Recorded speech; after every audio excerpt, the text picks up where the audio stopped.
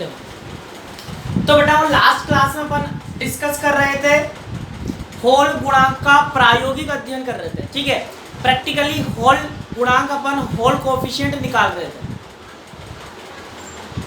ठीक है।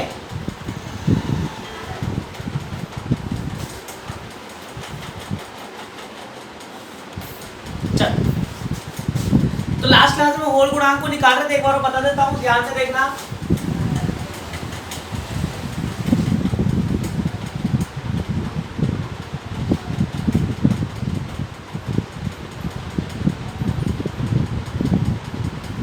ठीक है, ये अपन ने एक आयताकार चालक पट्टिका पर विचार किया था। कंडक्टिंग प्लेट थी बेटा और लेंथ कितनी थी एल बी और ये क्या था टी था। मोटाई कितनी थी इसकी टी थी, ठीक है। अपन ने क्या लगा दिया था चुंबकीय क्षेत्र एन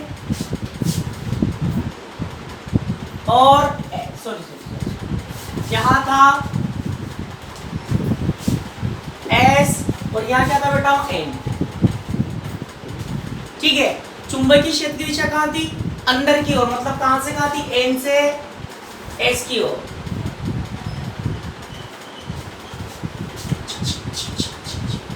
ठीक है। और फिर अपन ने धारा बहाई थी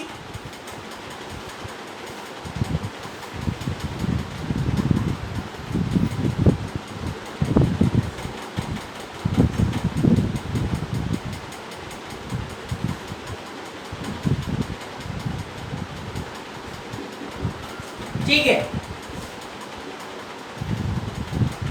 RH। तो बताओ धारा कौन सी दिशा में थी, धारा कौन सी दिशा में थी L दिशा में, L डायरेक्शन में क्या थी धारा। और चुंबकीय क्षेत्र कौन सी दिशा में बताओ, चुंबकीय क्षेत्र कौन सी दिशा में है B में कि T में। मैग्नेटिक फील्ड कौन सी डायरेक्शन में है बबलू,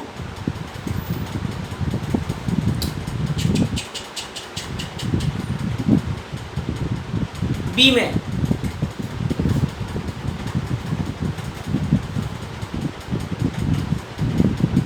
और बताओ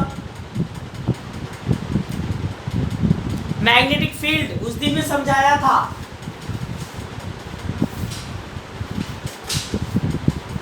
बेटा बी में कहां से होगा, है कहां से होगा बी में, ध्यान से देखो देखो ये है। अबे ए कहां दिख रहा है तेरे को यार, ए कहां है, ए तो बनाया ही नहीं, ये अपनी वो है, ठीक है।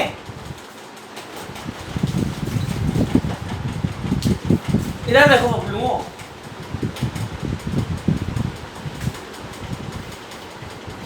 ये अपनी प्लेट है, धारा मेरी है ये अपना L है, ये अपना B है, ये T है। तो धारा तो मेरी है U, धारा मेरी है U, वेरी गुड। और बेटा चुंबकीय क्षेत्र U है, U है चुंबकीय क्षेत्र, U थोड़ी है चुंबकीय क्षेत्र, ये है B, तो U लगाया गया मैंने चुंबकीय क्षेत्र, चुंबकीय क्षेत्र U लगाया, U देखो ना U, ये मोटी मोटाई में मतलब T दिशा में क्या है चुंबकीय क्षेत्र है।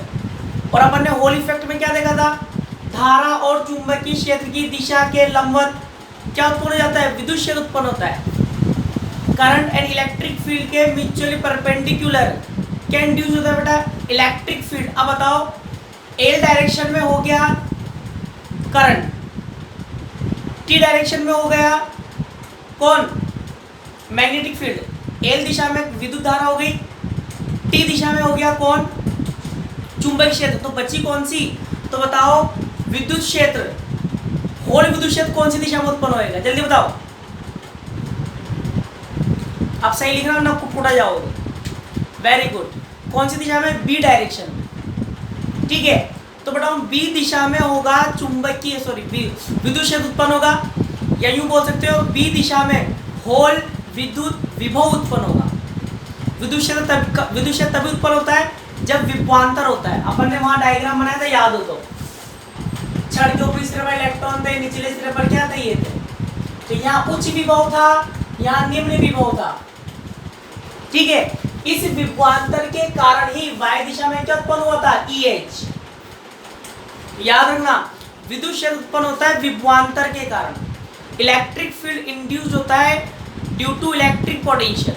ठीक है, तो बताओ यहां पर क्या उत्पन्न होगा, होल विभव, होल विभव उत्पन्न होगा, जिसको अपन ने Vx नाम दिया था। क्या नाम दिया था, Vx। अब बताओ, धारा को मापने के लिए क्या लगाते हैं, अमीटर। धारा को मापने के लिए क्या लगाते हैं, अमीटर। चुंबकीय क्षेत्र को मापने के लिए गॉस मीटर,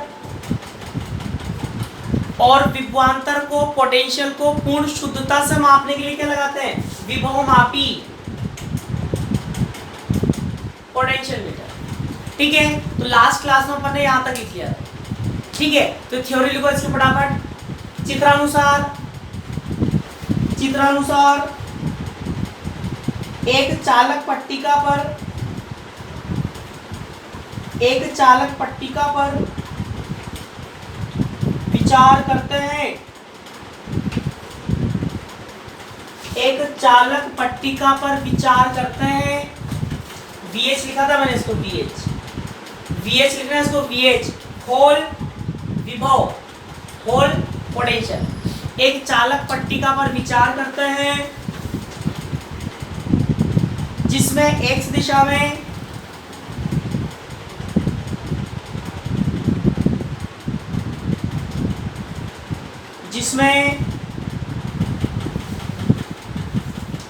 L दिशा में, देख लो L दिशा में, जिसमें L दिशा में धारा बह रही है,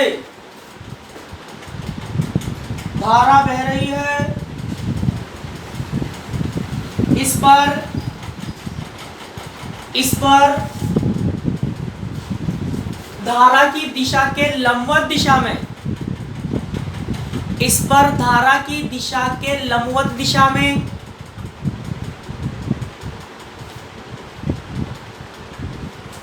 इस पर धारा की दिशा के लंबवत दिशा में, हेलो सर जी, मेरे ग्रुप में ठीक है क्या? बेटा तेरी फीस डिपॉजिट है क्या? नहीं है मेरी तो बेटा न्यू ग्रुप बनाया था, मैंने बोला था ना। सर मेरा नंबर तो सेंड कर दीजिए ना, मेरा 7726059915 नंबर सेंड कर दीजिए ना मैंने सर। तो तेरी फीस डिपॉजिट है क्या बेटा? नहीं है सर, देख लो ना आप, जमा है ना मेरी तो। अरे यार बेटा, वो चल, वो जो लिंक है ना उसी से ज्वाइन कर फटाफट। हो जाएगा उस पर? हाँ हो जाएगा। ठीक है सर। लिखो, क्या लिखा, धारा की दिशा के लंबवत दिशा में, धारा की दिशा के लंबवत दिशा में अर्थात t दिशा में, स्मॉल t दिशा में चुंबकीय क्षेत्र BZ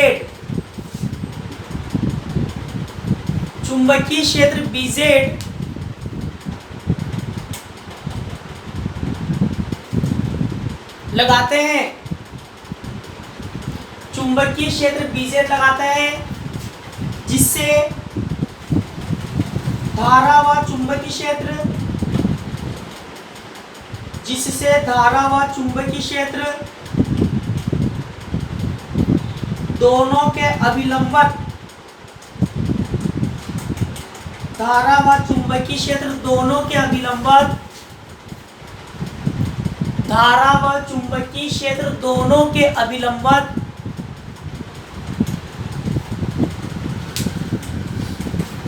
होल विद्युत क्षेत्र उत्पन्न हो जाता है। अर्थात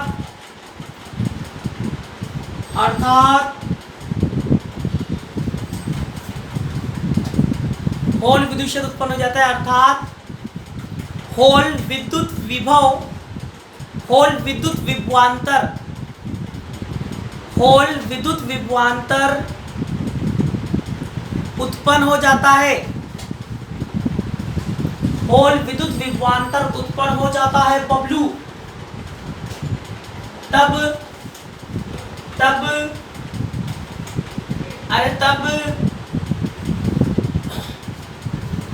अब बताओ, बिल्कुल ध्यान से देखना, मुझे कौन बताएगा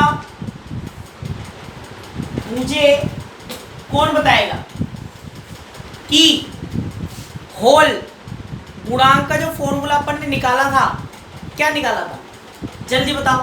होल गुणांक का फॉर्मूला RH बराबर, जल्दी बताओ, जल्दी से जल्दी, तुरंत प्रभाव से।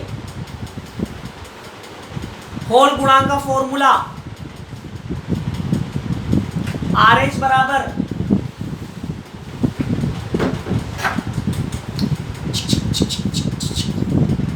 जल्दी बताओ, EZ JX BZ।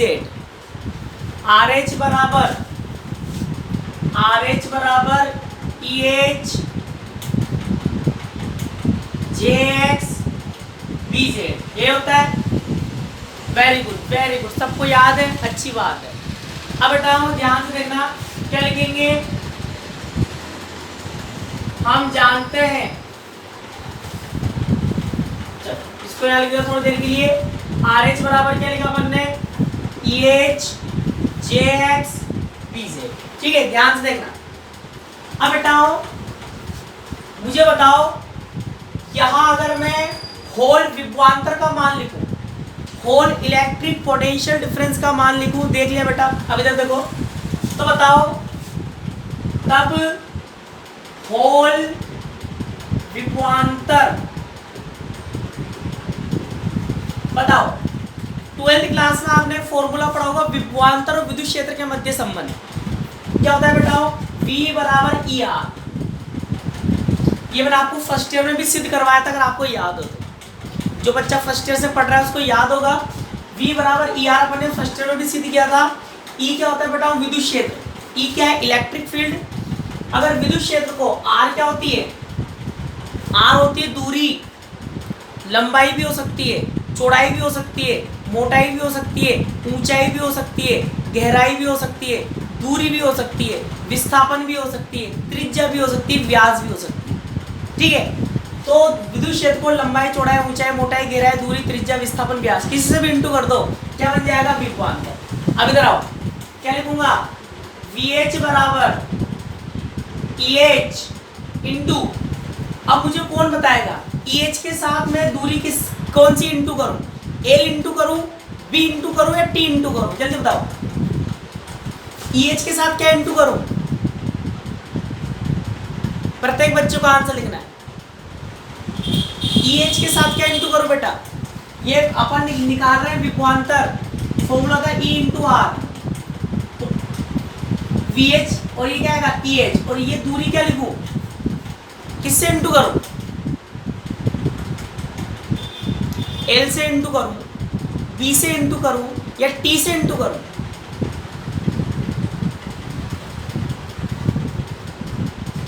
जल्दी बताया करो यार, एक तो बहुत टाइम लगाते हो।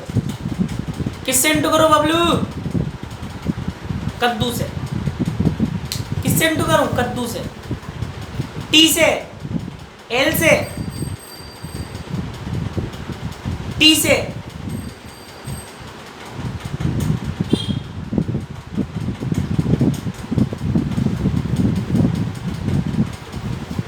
तुम्हारे न्याय लगता है अभी तक समझ में, न्याय ना तुम्हारा समझ में,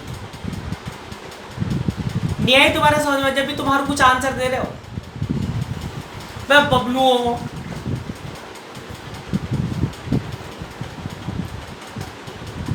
बेटा मेरे हिसाब से मत देखो, तुम्हारे हिसाब से देखो, तुम्हें समझाना है, मुझे नहीं समझना, तुम्हें समझाना है।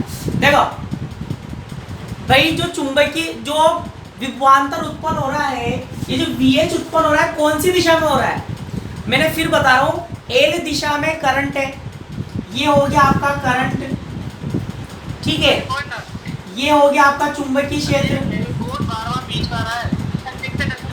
माइक ऑफ कर लो, ये हो गया आपका करंट, ग्रीन, मैं कर रहा हूं इधर से, आवाज बंद रखो, आवाज बंद रखो।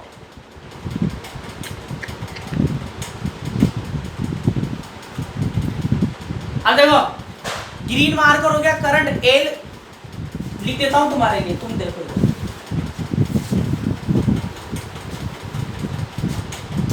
एल में तो आई तो हो गया एल दिशा में, चुंबकीय क्षेत्र हो गया बीजेड हो गया कौन सी दिशा में, टी दिशा में। अब इन दोनों के लंबवत ही तो क्या उत्पन्न हो रहा है, विद्युत क्षेत्र, या यूं बोल दो इन दोनों के लंबवत ही क्या उत्पन्न हो रहा है, विभवांतर उत्पन्न हो रहा है। लंबवत दिशा कौन सी बची, बी तो बची, VH, हाँ के ना, अरे हाँ के ना, किससे इंटू करूंगा भाई, ये इसी दिशा में उत्पन्न हुआ, ये देखो ये क्या है, ये बी ही तो है, यस और not, B equation number first, yes और नॉट तो बोलो, यस और not.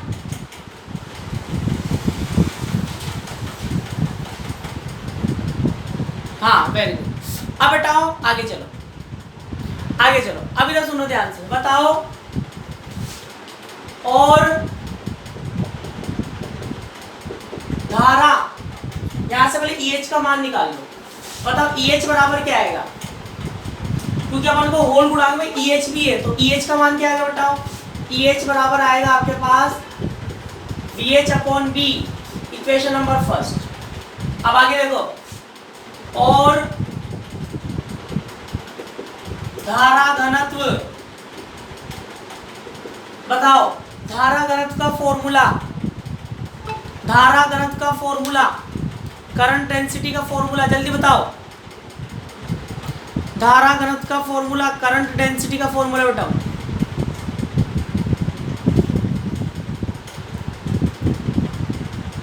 Very good, very good, I upon A है ना, बिल्कुल ध्यान सुनना।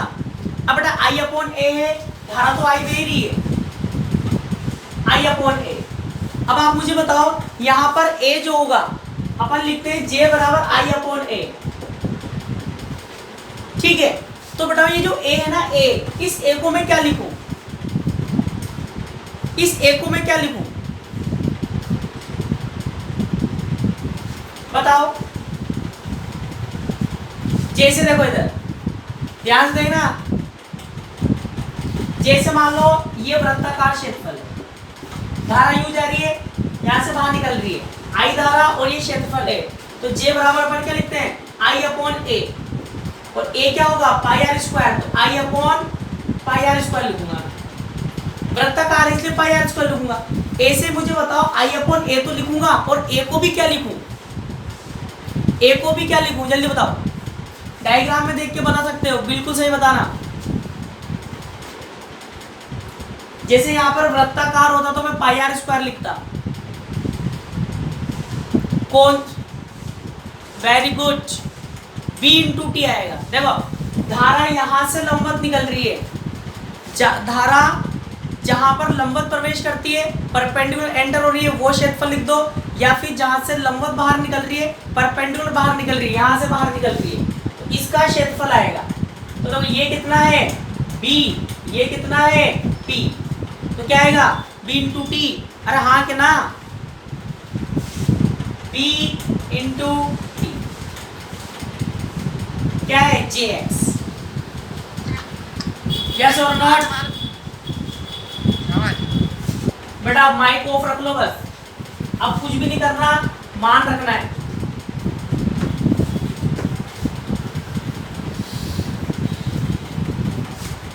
क्या लिखेंगे, तब होल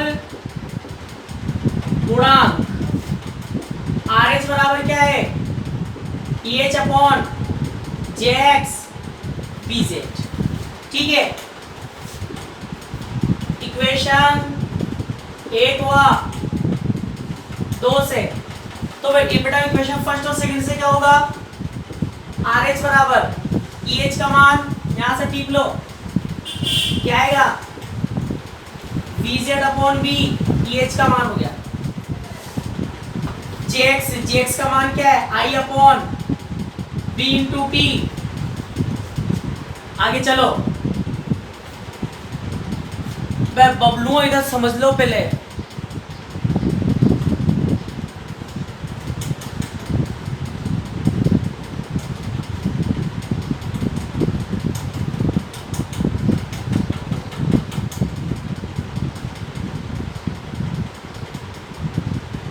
बेटा इधर पढ़ लो पहले, आईपीएल बाद में देख लेना, बाद में देख लेना आईपीएल, इधर देख लो पहले,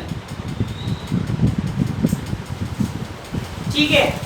और बीजेड क्या है, अभी पूछूंगा तुमसे, पूछूंगा, रुक जाओ, अभी तुमसे पूछूंगा, बताओ बी से बी करियो, क्या बचा,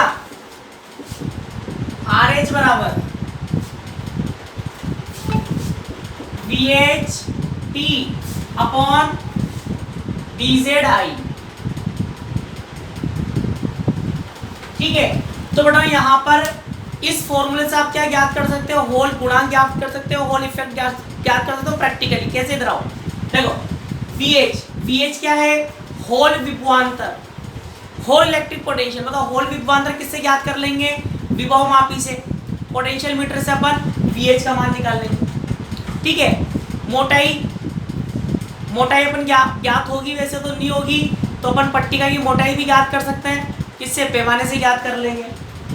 BH किससे ज्ञात होता है, गॉस मीटर आता है, वो गॉस मीटर आपको बता देगा कि आपने कितना मैग्नेटिक फील्ड लगाया है, कितना चुंबकीय क्षेत्र लगाया है, ठीक है। और आई क्या होता है बेटा, करंट किससे माप लेते हैं, अमीटर से। तो यहाँ पर जितनी भी राशियाँ हैं सब क्या है, ज्ञात हैं, तो सारी राशियाँ ज्ञात करके इस फॉर्मूले से अपन क्या निकाल सकते हैं, RH।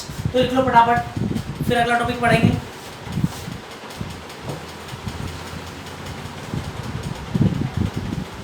ये लिख लिया सबने, नेक्स्ट टॉपिक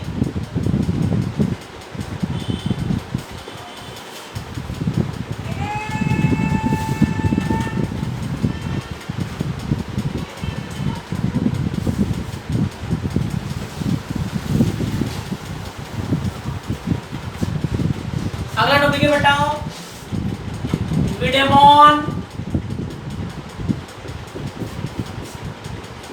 फ्रॉन्च का नियम,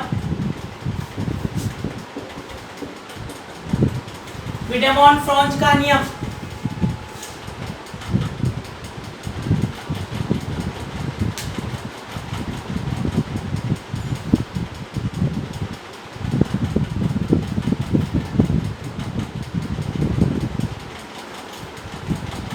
विडेमॉन फ्रॉन्च का नियम, जो क्या पहले से जानते हो, जो क्या पहले से ही जानते हो, पूछो कैसे, अरे पूछो कैसे, जो क्या पहले से ही जानते हो, पूछो कैसे,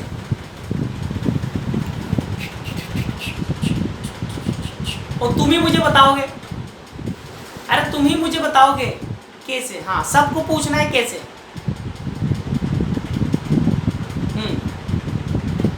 तो बताओ ये आप पहले से जानते हो, बताओ अपनी यूनिट नंबर 4 का, यूनिट नंबर 4 को अपन ने दो पार्ट में डिवाइड किया, पार्ट ए और पार्ट बी, हाँ वेरी गुड, पार्ट ए और पार्ट बी, दो पार्ट में अपन ने डिवाइड किया। तो पार्ट ए चल रहा है जो कि कल समाप्त हो जाएगा, ठीक है। अब सुनो, अगर आपको याद हो तो मैंने इसी यूनिट में, यूनिट नंबर 4 के पार्ट ए में एक टॉपिक लिखाया था, धातुओं से संबंधित प्रायोगिक तथ्य, हाँ या ना बोलते रहो। पहले मैंने आपको बेसिक पढ़ाया था, इस यूनिट में 12th का अपवन वेग पढ़ाया था, धारा घनत्व पढ़ाया था, रेसिस्टिविटी पढ़ाई थी, कंडक्टिविटी पढ़ाई थी, ये सब पढ़ाया था शुरू में। फिर उसके बाद जब मैंने टॉपिक स्टार्ट किया था तो पहला टॉपिक ये स्टार्ट किया था, धातुओं से संबंधित कुछ प्रायोगिक तथ्य। वहां पर मैंने आपको एक पॉइंट लिखाया था, याद दो, देखो ध्यान से, वहां पर मैंने आपको एक पॉइंट ये लिखाया था कि धातुएं जो होती हैं विद्युत के साथ साथ ऊष्मा का भी अच्छा चालन करती है, या ऊष्मीय चालकता उच्च होती है। धातुओं की विद्युत और ऊष्मीय चालकता उच्च होती है। मेटल्स की इलेक्ट्रिक एंड थर्मल कंडक्टिविटी क्या होती है बेटा, हाई होती है। यस और नॉट, यस और नॉट, अरे हाँ कि ना, very good very good very good, ठीक है। अब बताओ, ध्यान सुनो, यूनिट नंबर 2 में जाऊं, अगर मैं यूनिट नंबर 2 में जाऊं, लास्ट में मैंने आपको एक टॉपिक लिखाया था, ठोसों के ऊष्मीय गुणधर्म, थर्मल प्रॉपर्टीज ऑफ सॉलिड्स, याद है किसी को?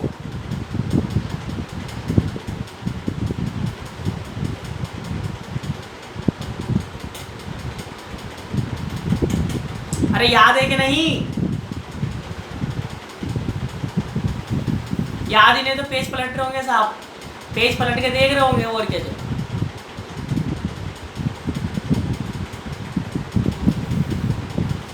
याद दिला देता हूँ, सुनो ध्यान से। वहां पर मैंने आपको बताया था कि जब भी किसी ठोस को बेटा ऊष्मा देते हैं तो ठोस के जो परमाणु है, ठोस के जो एटम है, वो क्या करते हैं? कंपन करते हैं। क्या करते हैं? कंपन करते हैं। हाँ या ना बोलते रहना। जब भी किसी ठोस को अपन ऊष्मा देते हैं, ऊष्मा पाकर जो परमाणु वो क्या करते हैं? कंपन करते हैं। और बताओ, जब परमाणु कंपन करते हैं ठोस में, क्रिस्टल में या ठोस में परमाणु कंपन करते हैं तो क्या चलती है? अरे क्या चलती है? अरे क्या चलती है? क्या नाम था उस तरंग का? तरंग का नाम भी लिखाया था, प्रत्यास्थ तरंग चलती है। कौन सी तरंग चलती है? इलास्टिक वेव चलती है। और इलास्टिक वेव का, प्रत्यास्थ तरंग का क्वांटा कौन होता है? फोनॉन। प्रत्यास्थ, वेरी गुड, प्रत्यास्थ तरंग का क्वांटा कौन होता है? फोनॉन होता है। ठीक है, तो उस, या दोबारा सुन लो, जब भी किसी ठोस को ऊष्मा प्रदान की जाती है, ऊष्मा देते ही ठोस के परमाणु क्या करते हैं? कंपन करते हैं। जब ठोस के परमाणु कंपन करते हैं तो पूरे क्रिस्टल में, पूरे माध्यम में, पूरे ठोस में क्या चलती है? प्रत्यास्थ तरंग चलती है। और प्रत्यास्थ तरंग का क्वांटा कौन होता है? फोनॉन। तो पूरे क्रिस्टल में क्या बढ़ जाती है? फोनॉन गैस बढ़ जाती है। क्या बढ़ जाती है? फोनॉन गैस। वो फोनॉन ही ऊष्मा को एक स्थान से कहाँ ले जाते हैं? दूसरे स्थान पर ले जाते हैं। तो अपना टॉपिक भी लिखा था, ऊष्मीय चालकता, फोनॉन की ऊष्मीय चालकता, याद है? अरे हाँ हूं तो बोलो। फोनॉन की ऊष्मीय चालकता,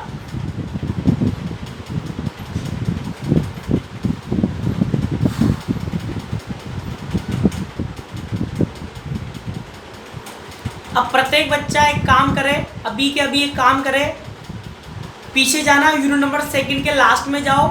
वहां पर मैंने आपको के इलेक्ट्रॉनिक लिखवाया था, याद हो तो? के इलेक्ट्रॉनिक, ठीक है, ऊष्मीय चालकता गुणांक का फॉर्मूला निकलवा रखा है, वहां जाओ। और इस यूनिट में मैंने क्या निकलवाया है? सिग्मा।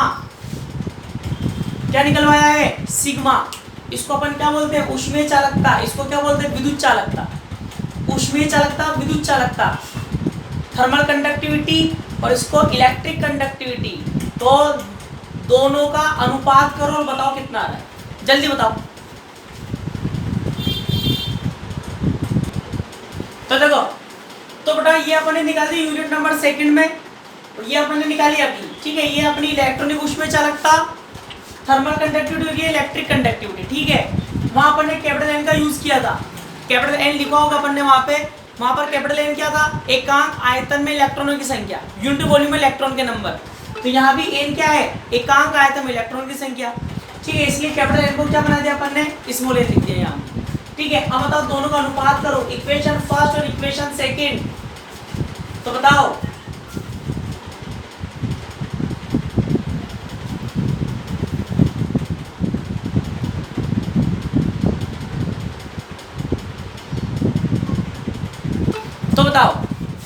क्या लिखूं बेटा? तब इक्वेशन 1/2 करने पर, 1:2 करें तो क्या होगा बेटा? के इलेक्ट्रॉनिक अपॉन सिग्मा। ध्यान से देखना, क्या आएगा? पाई स्क्वायर अपॉन 3 एन के square T upon T tau upon M into sigma का मान। तो एन ई स्क्वायर टाउ तो अपॉन में रहेगा, तो एम कहाँ चल जाएगा? ऊपर। एम से एम कट गया, एन से एन भी कट गया, टाउ से टाउ भी कट गया। तो बताओ क्या आया? अरे क्या है बबलुओं? के इलेक्ट्रॉनिक अपॉन सिग्मा बराबर क्या आएगा? पाई स्क्वायर बचा, पाई स्क्वायर अपॉन 3, पाई स्क्वायर अपॉन 3 के स्क्वायर, ठीक है। कट गया, इधर टी बचा और क्या बचा ई स्क्वायर, और ये क्या है टी। यहाँ पर आप देख सकते हो बेटाओ पाई स्क्वायर के स्क्वायर, पाई स्क्वायर के स्क्वायर 3 स्क्वायर क्या है, ये सब कांस्टेंट है। पाई की मान आप जानते हो 3.14, के का मान भी आप जानते हो 9 इंटू 10 की पावर 9, 9 इंटू 10 की घात 9 कांस्टेंट, पाई 3.14 कांस्टेंट, 3 कांस्टेंट, ई का मान आप जानते हो 1.6 इंटू 10 की घात माइनस के 19, ये भी क्या है बेटा कांस्टेंट। ठीक है, तो यहाँ से मैं क्या ऐसा लिख सकता हूँ क्या, अर्थात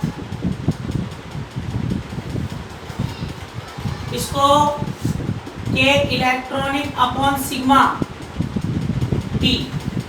बेटा ये सब क्या है कांस्टेंट है, तो इनको अपन क्या मान लेते हैं नया कांस्टेंट। ठीक है, नया कांस्टेंट।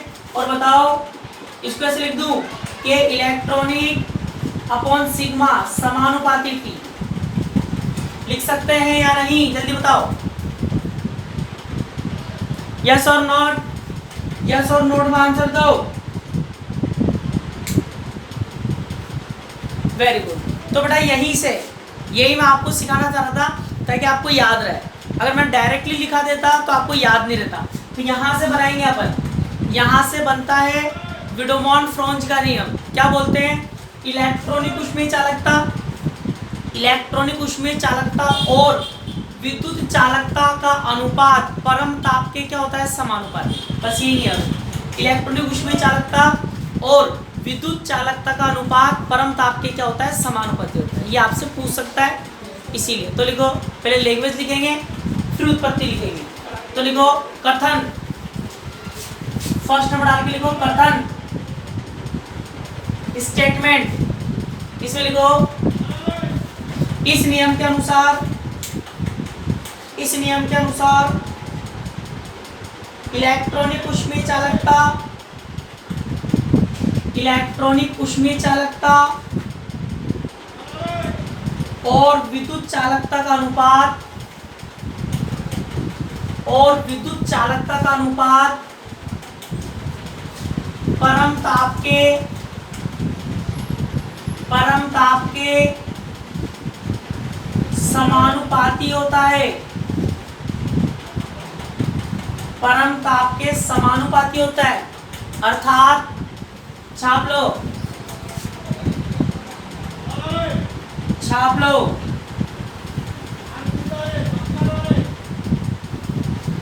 छाप लो बबलू, जल्दी से जल्दी।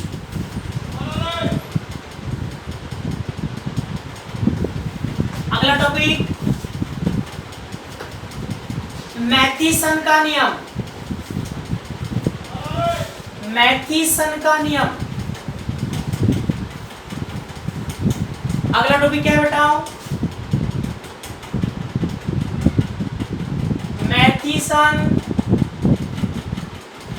का नियम, मैथीसन का नियम। तो देखो, तो बताओ मैथीसन का नियम क्या होता है, ध्यान सुनना। इस यूनिट के स्टार्टिंग में भी मैंने आपको लिखाया था, टॉपिक लिखाया था वही,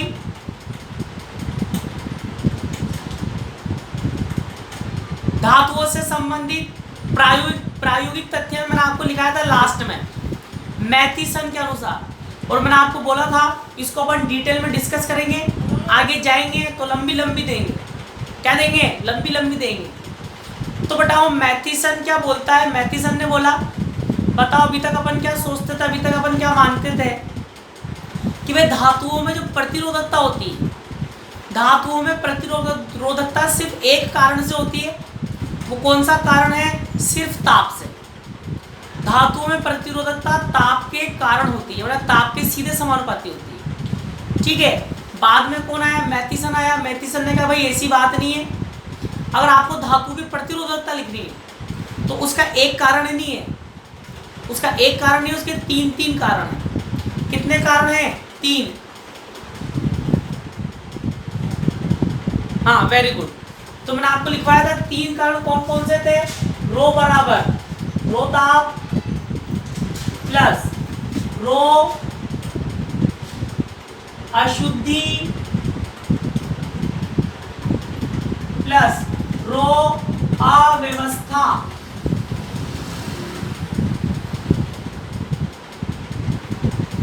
रो अव्यवस्था। तो उसने क्या बोला कि अगर आपको प्रतिरोधकता लिखनी है, ठीक है, अगर आपको धातु की प्रतिरोधकता लिखनी है तो 3 कारणों से लिखो, ताप, अशुद्धि और अव्यवस्था। कुछ भी नहीं है, लंबी लंबी देंगे जिसमें समाप्त हो जाएगा। ध्यान सुनना बिल्कुल। तो बताओ, अपन जानते हैं, कोई लैंग्वेज तो शुरू समझ आएगी। हम जानते हैं धातुओं में मुक्त इलेक्ट्रॉन पाए जाते हैं जो स्वतंत्रता पूर्वक इधर उधर विचरण करते हैं। जब धात्विक छड़ के दोनों सिरों के बीच बैटरी लगाते हैं तो इलेक्ट्रॉन निम्न विभव वाले सिरे से उच्च विभव वाले सिरे की ओर क्या होते हैं, गतिमान होते हैं। जब इलेक्ट्रॉन निम्न विभव वाले सिरे से उच्च विभव वाले सिरे की ओर गतिमान होते हैं तो मार्ग में आने वाले धनायनों से क्या करते हैं, टक्कर करते हैं। और जब इलेक्ट्रॉन मार्ग में आने वाले धनायनों से क्या करेंगे, टक्कर करेंगे, तो इलेक्ट्रॉन के मार्ग में क्या आएगी, बाधा, अर्थात क्या उत्पन्न होगा, प्रतिरोध उत्पन्न होगा। ठीक है, उसी को अपन ने क्या बोला था, प्रतिरोधकता बोल रहे हैं। ठीक है, अब पहला अपन पढ़ेंगे कौन सा, ताप के कारण। ध्यान सुनना बिल्कुल। तो बेटा ताप के कारण प्रतिरोधकता कैसे बढ़ती है, कौन बता सकता है कोई? अगर अपन ताप बढ़ा रहे हैं धातु का, अगर अपन ताप बढ़ा रहे हैं तो प्रतिरोधकता कैसे बढ़ रही है, कैसे इंक्रीज हो रही है? टेम्परेचर इंक्रीज कर रहे हैं तो बेटा रेसिस्टिविटी कैसे इंक्रीज हो रही है, बता सकता है कोई? कॉन्सेप्ट आपको सब याद है, सब बता रखा है मैंने, सब बता सकते हो तुम। ताप बढ़ाने पर प्रतिरोधकता किस प्रकार बढ़ती है? अभी बोला भी था थोड़ी देर पहले मैंने, अगर तुम दिमाग लगाओ तो। थोड़ी देर पहले बोल भी दिया मैंने, कंपन बढ़ने से। Very good. कंपन बढ़ने से क्या होगा बेटा, कोलिजन इन फ्री इलेक्ट्रॉन।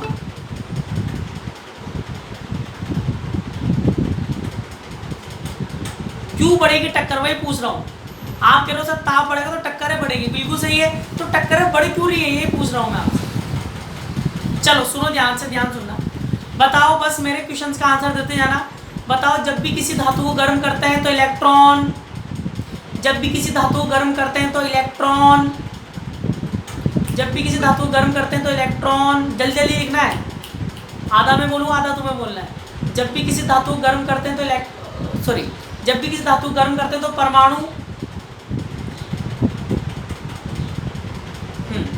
जब भी किसी धातु को गर्म करते हैं तो परमाणु क्या करते हैं, कंपन करते हैं। कंपन क्या करते हैं, कंपन करते हैं। और जब परमाणु कंपन करते हैं तो बताओ क्या चलती है? जब भी परमाणु कंपन करेंगे तो क्या चलती है? प्रत्यास्थ तरंग बोलो, प्रत्यास्थ तरंग बोलो, फाइनल ईयर में आ चुके हो, प्रत्यास्थ तरंग बोलो, इलास्टिक वेव चलती है। तो जब किसी धातु को गर्म करते हैं तो धातु के परमाणु कंपन करते हैं। जब परमाणु कंपन करते हैं तो प्रत्यास्थ तरंग चलती है।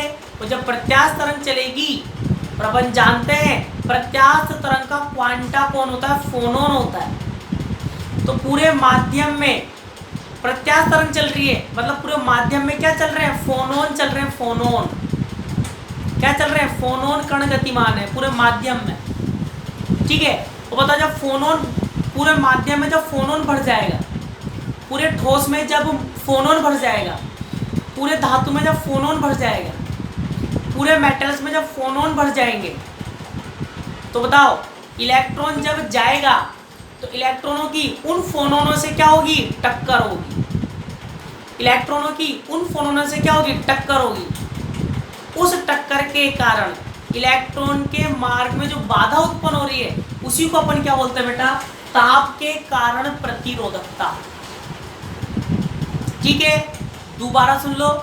जब भी किसी धातु को गर्म करते हैं, धातु के परमाणु कंपन करते हैं। धातु के परमाणु कंपन करेंगे तो माध्यम में प्रत्यास्थ तरंग चलती है। प्रत्यास्थ तरंग का क्वांटा होता है फोनोन। ठीक है, मतलब प्रत्यास्थ तरंग चल रही है, मतलब पूरे माध्यम में क्या चल रहा है, फोनोन कण चल रहा है। और जब पूरे माध्यम में फोनोन कण भर गए, उसको फोनोन गैस भी अपन बोल सकते हैं। तो पूरे माध्यम में जब फोनोन गैस भर जाएगी तो जब इलेक्ट्रॉन गतिमान होगा तो उन फोनोनों से इलेक्ट्रॉन की क्या होगी, टक्कर होगी। जब फोनोनों से इलेक्ट्रॉन की टक्कर होगी तो उस टक्कर के कारण इलेक्ट्रॉन के मार्ग में आने वाली बातों को अपन क्या बोलेंगे बेटा, रो ताप, मतलब ताप के कारण प्रतिरोध। ठीक है, इंग्लिश में रिपीट कर देता हूँ। तो जब भी बेटा हम मेटल्स को हीट देते हैं तो हीट लेते ही जो एटम्स है वो क्या करेंगे, वाइब्रेट होंगे। और एटम जब भी वाइब्रेट होंगे तो मीडियम में क्या चलेगी बेटा, इलास्टिक वेव चलेगी। और इलास्टिक वेव का क्वांटा कौन होता है बेटा, फोनोन। इलास्टिक वेव चल रही है, इसका मतलब कौन चल रहा है, फोनोन चल रहा है। ठीक है, तो पूरे मीडियम में, पूरे सॉलिड में क्या भर गया, फोनोन गैस भर गई। तो जब इलेक्ट्रॉन लो पोटेंशियल से हाई पोटेंशियल मोशन करेगा तो इलेक्ट्रॉन का उन फोनोन से